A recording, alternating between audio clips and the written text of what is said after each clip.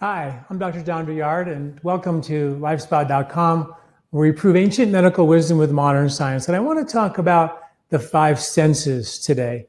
I'm actually writing an article, a series of articles on each of the five senses and the therapeutic benefits of each of the five senses. And today I want to introduce to you why the senses are so important, and I will talk about also the sense of light touch. And if you go to lifespa.com and starting to get my newsletters, in the next couple of weeks, you're going to get really amazing articles, citing all the scientific, not all, but a big chunk of the scientific findings around the senses used as therapeutic tools.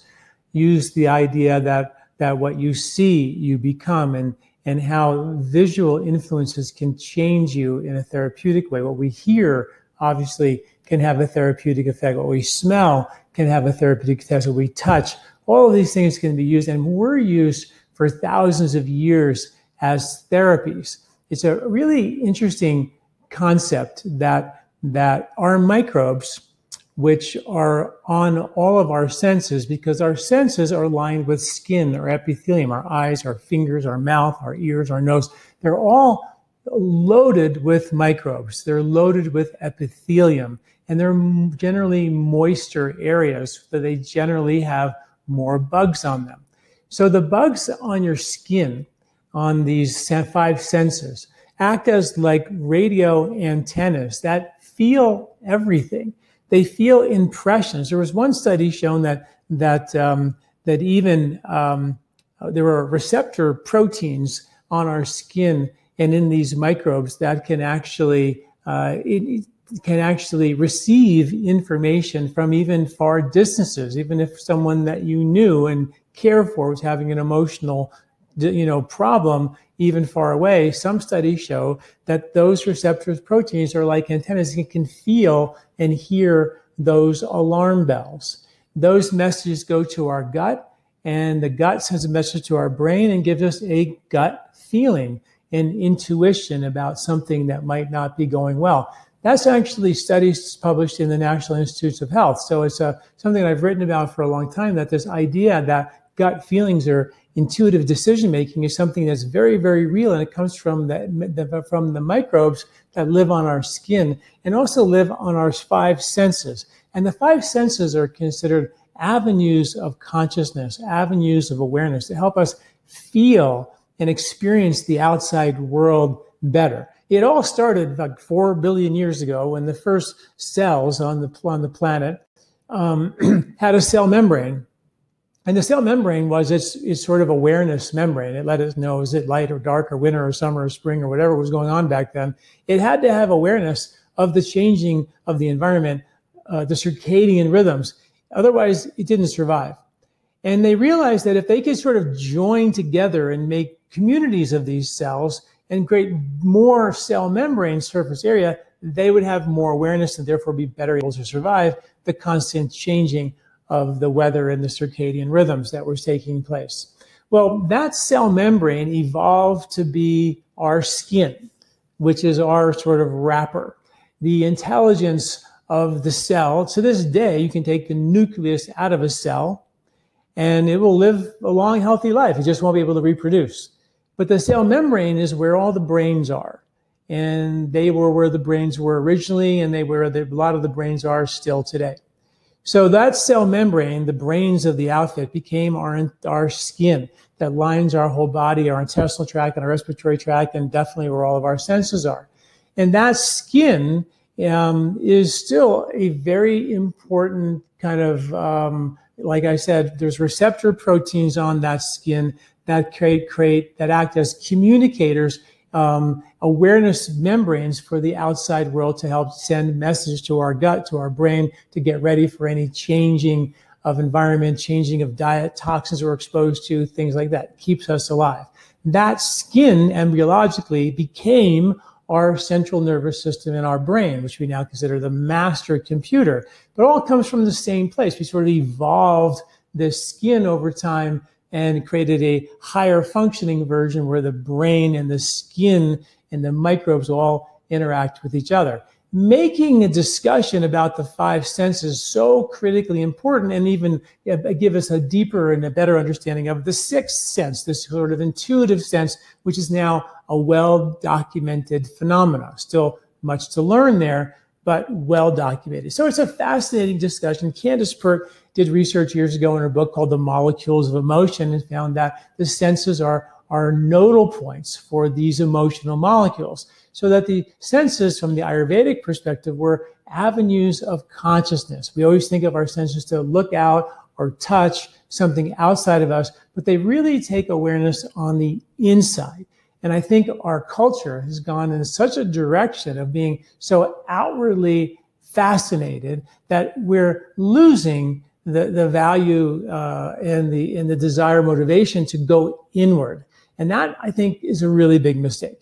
In Ayurvedic medicine, they were all like, we grow up in the first 5-6 years of life, we create all these impressions, and 95% of the things we think and say and do as adults come from those impressions from the first 5-6 years of life. We live in an unconscious state.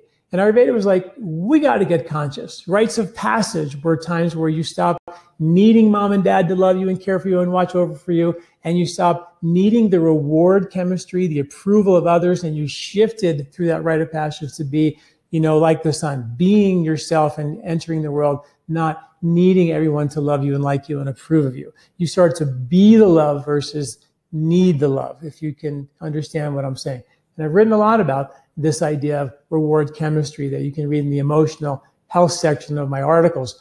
But it's sort of a fascinating discussion that we have become addicted to being approved of, appreciated, getting things from the outside world to satisfy us.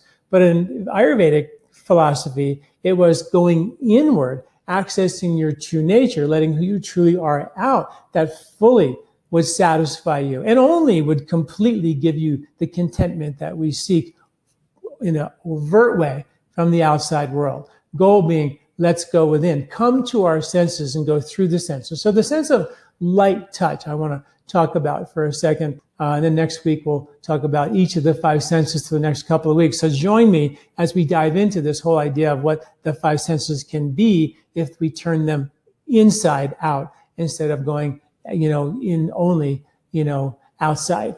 So the sense of light touch, there's about 20 million sensory receptors on our skin.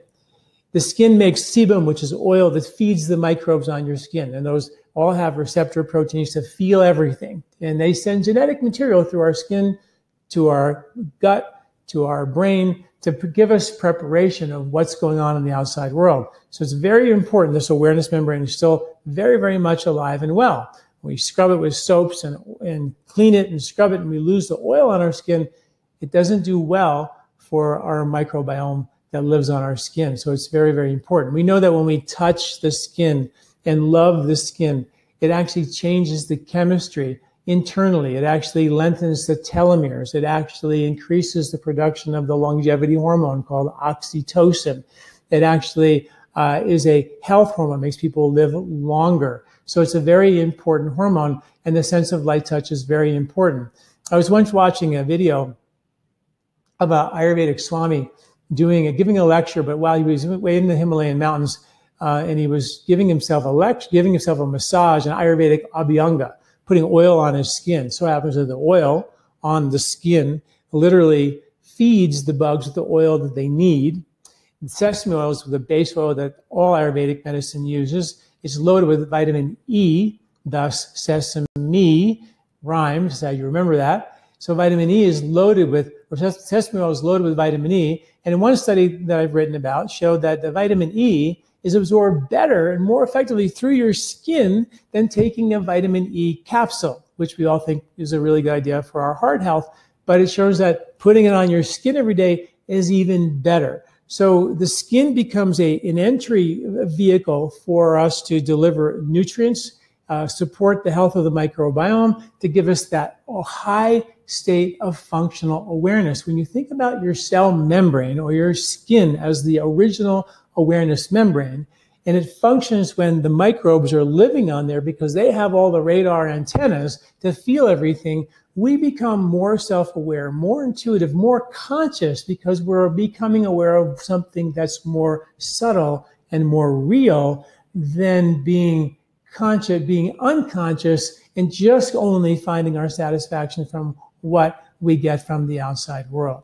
Sense of touch is very important. Even in our mouths, we have oil pulling and tongue scraping, all of which activate the sense of touch to trigger, different and better microbes in your mouth.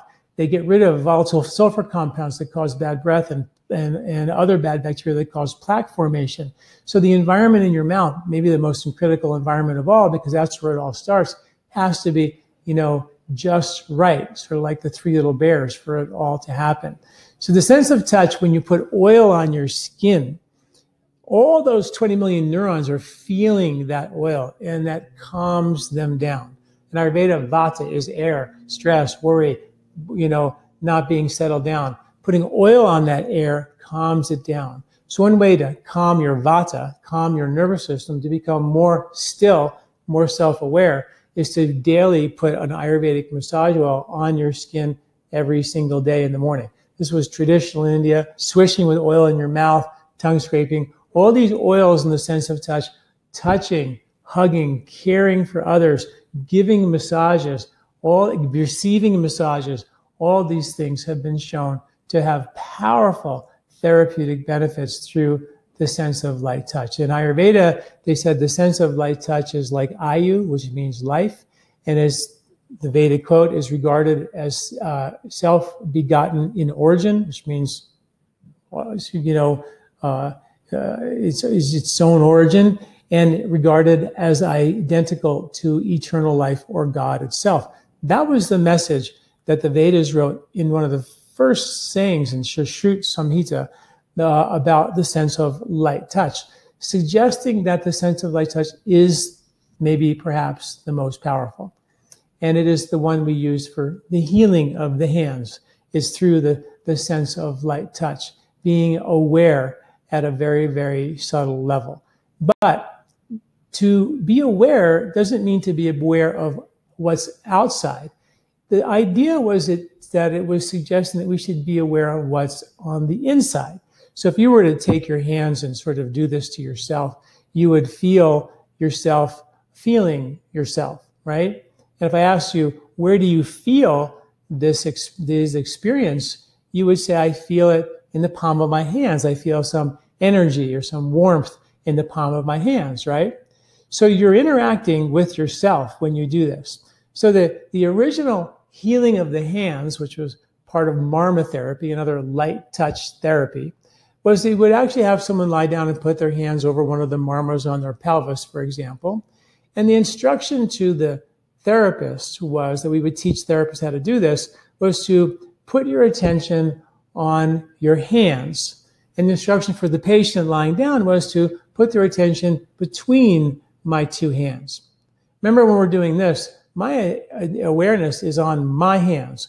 When I put my hands over the body, my attention is still on my hands. I'm doing this therapy by being aware of myself. I am creating a field of silence and heightened awareness here that I actually put over the body. The body's in here, and I have my hands here, and while their body's in there, their attention is going in between my hands. I'm right on their pelvis, underneath their pelvis, kind of their sacrum, and right on top of their pelvis, just above their pubic bone, or where my hands are.